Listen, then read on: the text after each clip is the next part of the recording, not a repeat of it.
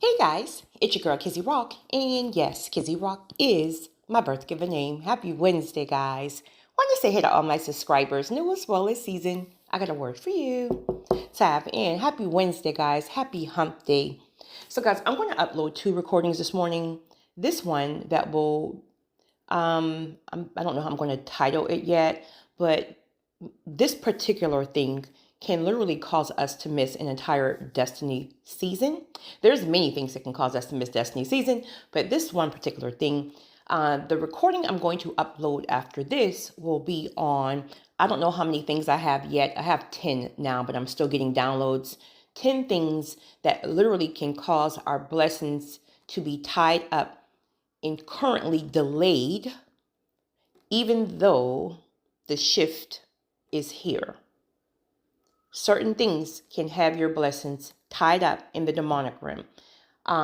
Never denied, but absolutely delayed. So let's start really quickly with this recording in regards to this one particular thing that can cause us to miss destiny season. I've seen this happen several times.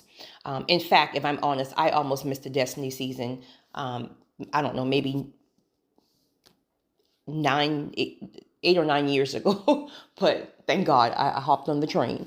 And that is the inability to be able to transform your mind, your thinking, your characteristics from carnal to spiritual. Carnal to spiritual. Okay. And it can be very difficult because you may have been moving one way all of your life, right? You may have been raised with the mentality to rob Peter to pay Paul, scamming, manipulating, lying, deceiving, cheating, this, that, and the third, meaning you moved in your own way, even the way you handle people. You handle people disrespectfully or just maybe less than. So all these things potentially you could have been doing all of your life. So then a shift happens. God tapped you. You answered the call or potentially will answer the call. A whole transformation of your mind must take place before God allows you to shift to the next season. So a lot of the times what he will do is he'll send you people before the shift. He'll send you people in the form of destiny helpers. Remember, destiny helpers can be sent to us for different reasons. So the area that he wants to shift you, he's going to send people to help assist you. And what will happen is if you're not humble enough, you will start to fight against these very people that he sent to help you to work on your character, to help you see things from the spiritual aspect of things, specifically because he know you've never had that training before. You've never. So God is fair. God is fair. He will things that we may have never experienced, or things, I don't know, people may say something like, I don't know how to be a great father because my father wasn't here, right? Valid argument. But then God will send you some kind of mentor, right? You will meet some kind of man who's a family man. I mean, he's very involved in his children's lives, right? So God will literally supernaturally allow you to meet this person. Now, you have a choice, right? This man is going to hold you accountable. This man is going to call you out when you're moving a certain kind of way. This man is going to bring it to your attention when you're out here cheating on your wife, when you're out here at the side chick's house versus at your children's basketball game. So either you can take his I don't know, his teaching and trainings and apply it, or you can fight him on every single thing that he's trying to help you with.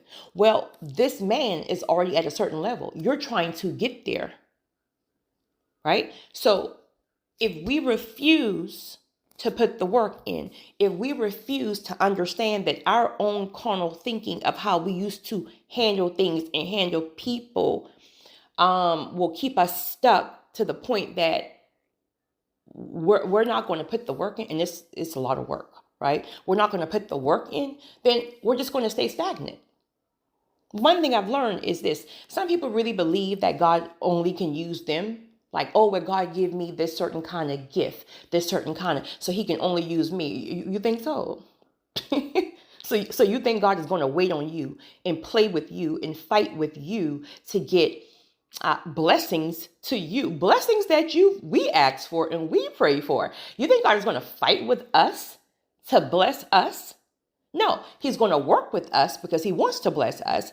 But if we don't understand how the spiritual side of things work, which is the complete opposite of carnal, how we're used to doing things, then he's going to find somebody else to do it.